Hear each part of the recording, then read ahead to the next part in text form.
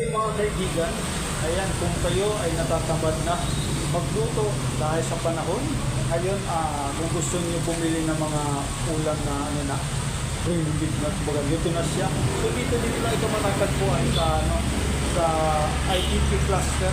Ayan, itong bangus, yan, tapos ito yung, ito po yung, kumusta naman yung bintahan natin ngayon?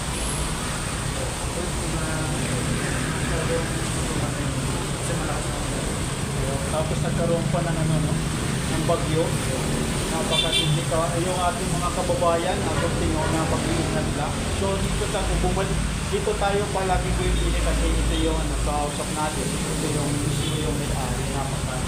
Makikita nyo yung kanilang mga presyo nandito sa napaka-quality naman ang kanilang paninda. So dito, makikita lang dito